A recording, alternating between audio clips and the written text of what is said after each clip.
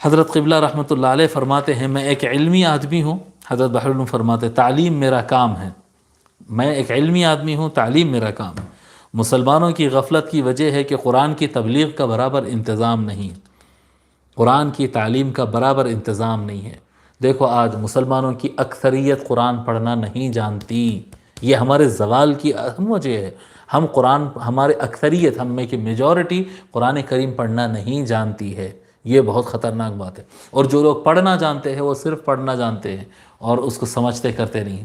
خیرکم من تعلم القرآن وعلمہ، رسول اکرم صلی اللہ علیہ وآلہ وسلم نے فرمایا کہ تم میں بہتر لوگ وہ ہے، بہترین لوگ وہ ہیں جو قرآن سیکھے اور قرآن سکھائے، قرآن پڑھنا سیکھے، قرآن سمجھنا سیکھے، قرآن کے معانی سیکھے، قرآن میں سے استنباط کرنا، اس میں سے مسائل نکالنا، اس میں غور کرنا سیکھے۔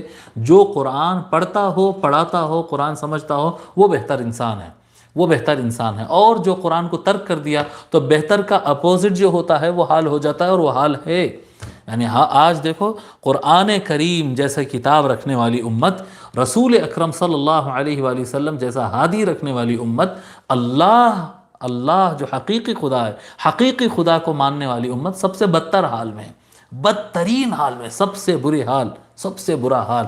ہمارا حال کیا کہتے ہیں، چوہوں کی پوجا کرنے والوں سے برا ہے، ہمارا حال پتھروں کے سامنے ماتھا ٹیکنے والوں سے۔ اب اس سے نیچے کون سی قوم بتائیں گے؟ جو ایک آدمی اپنے ہاتھ سے اٹھا کے لا کے پتھر رکھ کے اس کے سامنے ماتھا ٹیک دے، اس سے کمتر کون سے آدمی کو بتائیں گے؟ جو چلتے ہوئے جانوروں کی کیا کہتے ہیں، سانپ کے سامنے ماتھا ٹیکے، اور کیڑے اور جانوروں کے سامنے ماتھا ٹیکے، ان سے نیچے کون سے آدمی کو بتا سکتے ہیں؟ لیکن ان سے بھی گئے گزرے، ان سے بھی بدتر، ان سے بھی کمتر ہم ہو چکے ہیں۔ اس کی وجہ کیا ہے؟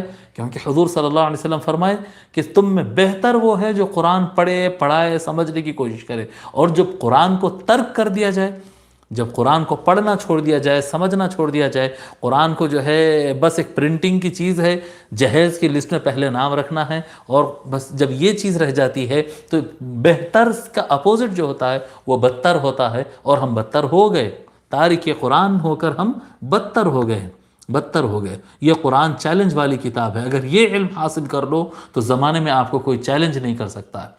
اللہ تبارک و تعالی ہم کو قرآن کریم پڑھنے اور سمجھنے کی توفیق عطا فرمائے۔ وما علینا الا البلاغ۔